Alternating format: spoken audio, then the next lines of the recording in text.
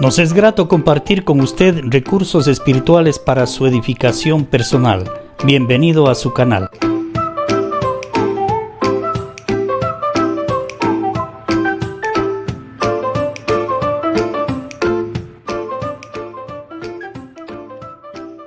Evangelio según San Juan, en el capítulo 6, los versículos del 1 al 15. Después de esto, Jesús fue al otro lado del mar de Galilea, el de Tiberias, y le seguían gran multitud, porque veían las señales que hacía en los enfermos. Entonces subió Jesús a un monte y se sentó allí con sus discípulos. Y estaba cerca la Pascua, la fiesta de los judíos. Cuando alzó Jesús los ojos y vio que había venido a él gran multitud, dijo a Felipe: ¿De dónde compraremos pan para que coman estos? Pero esto decía para probarle, porque él sabía lo que había de hacer. Felipe le respondió: 200 denarios de pan no bastarían para que cada uno de ellos tomase un poco.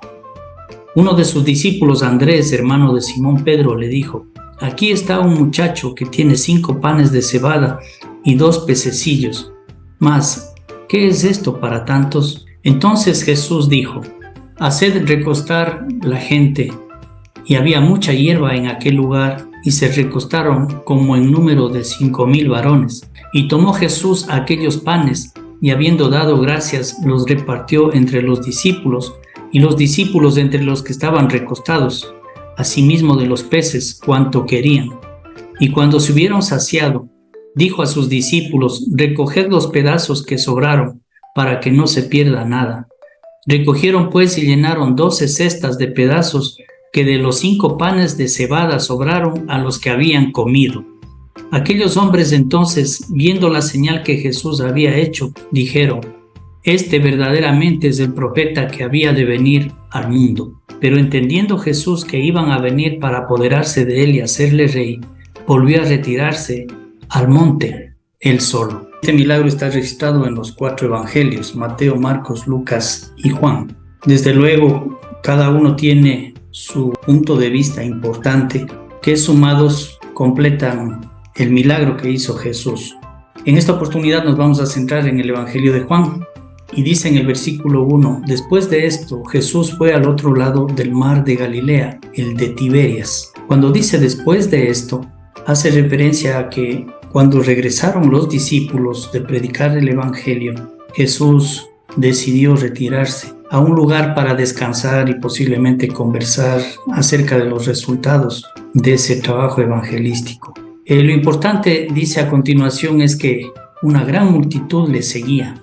Y no es raro para Jesús ver gente siguiéndole a él. Lo importante es la motivación. ¿Por qué le seguía una gran multitud? Y aquí en el Evangelio mismo se explica: porque veían las señales que hacía en los enfermos. Bueno, esta era la motivación de la gente. Si tenía alguna necesidad de salud, lógicamente esperaban un milagro o la sanidad en ese momento. Esa era una necesidad temporal.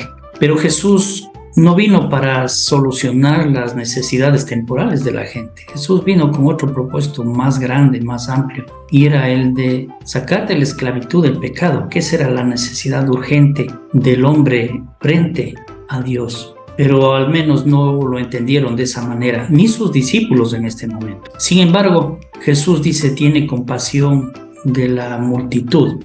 En Marcos capítulo 6, verso 34 dice: Y salió Jesús y vio una gran multitud, y tuvo compasión de ellos, porque eran como ovejas que no tenían pastor, y comenzó a enseñarles muchas cosas. Es así como Jesús ve a esta gran multitud como ovejas sin pastor. Y desde luego, dice, es movido a misericordia. El verso 3 dice: Entonces subió Jesús a un monte y se sentó allí con sus discípulos, y estaba cerca la Pascua, la fiesta de los judíos. Cuando alzó Jesús los ojos y vio que había venido a él gran multitud, dijo a Felipe: ¿De dónde compraremos pan para que coman estos? Pero esto decía para probarle, porque él sabía lo que había de hacer. Felipe le respondió: 200 denarios de pan no bastaría para que cada uno de ellos tomase un poco.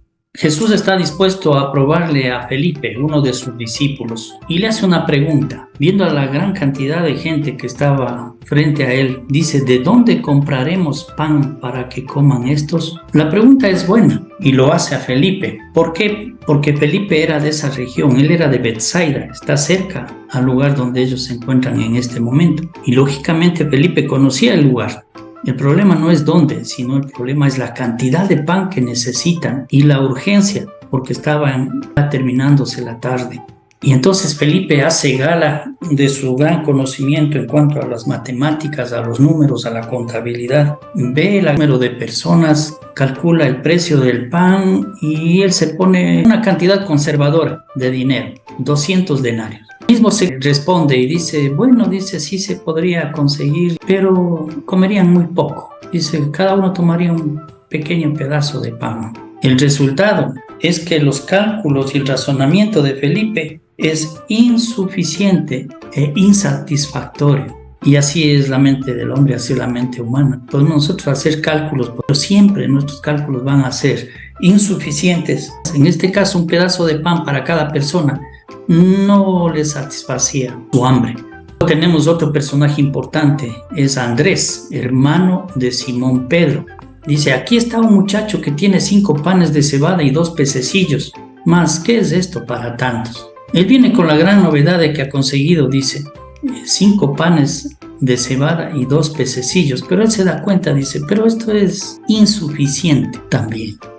Esta prueba de Jesús para Felipe no es con el propósito de hacerle caer y decirle: viste, tú no sabes o no puedes. No, es con el propósito de que Felipe crezca espiritualmente, y crecimiento espiritual implica confianza en Jesús, que crea en Él, que no ponga su confianza en sí mismo, en su conocimiento, en sus matemáticas, sino que ponga la confianza en Jesucristo, el Hijo de Dios, quien puede hacer las cosas más allá de lo que la mente humana se imagina.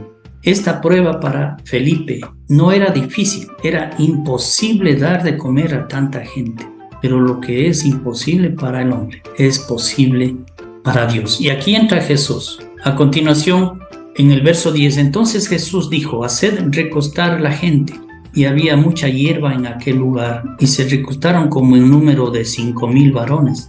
Y tomó Jesús aquellos panes, y habiendo dado gracias, los repartió entre los discípulos, y los discípulos entre los que estaban recostados, asimismo de los peces, cuanto querían. Esto hace Jesús. Lo imposible del hombre lo hace Él posible.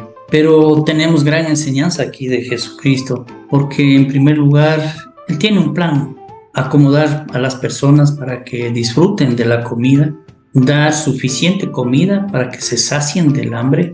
Y en el verso 12 dice: y cuando se hubieron saciado, dijo a sus discípulos: recoged los pedazos que sobraron para que no se pierda nada. Recogieron pues y llenaron 12 cestas de pedazos, que de los 5 panes de cebada sobraron a los que habían comido. Increíble, va más allá de lo suficiente. Si decíamos que los cálculos y el razonamiento de Felipe era insuficiente e insatisfactorio, mire, la obra de Jesús, el plan de Jesús, lo que Él puede hacer siempre va a ser suficiente y satisfactorio. Y más allá de la satisfacción, porque hay 12 cestas llenas de pedazos de pan que se llevarán los discípulos probablemente a su casa. Habrían terceras personas beneficiadas inclusive de este gran milagro de Jesús. La pregunta: ¿cuál es la motivación que tenemos para seguirle a Jesús? ¿Le seguimos para que haga un milagro en alguna necesidad que tenemos en este momento? ¿O lo seguimos para que Él sea nuestro pastor y para que Él tome el control de nuestras vidas? Pues este es el propósito apropiado. Y esto es lo que espera el Señor de nosotros. Finalmente dice: aquellos hombres entonces, viendo la señal que Jesús había hecho, dijeron: este verdaderamente es el profeta que había de venir al mundo. Pero entendiendo Jesús que iban a venir para apoderarse de él y hacerle rey, volvió a retirarse al monte él solo. Inmediatamente que Jesús se da cuenta que la gente le está mirando como el futuro rey de Israel para salir del dominio romano, entonces él se retira. ¿Por qué? Porque este no fue el propósito del Padre al enviarle a la tierra. Él no vino para establecer un reino humano con los principios humanos, con los propósitos humanos de expansión territorial, de dominio, de economía, no.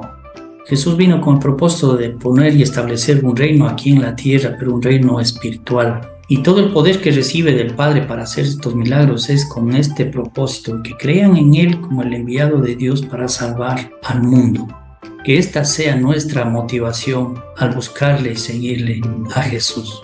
Ser parte de este reino y trabajar para los propósitos de Él.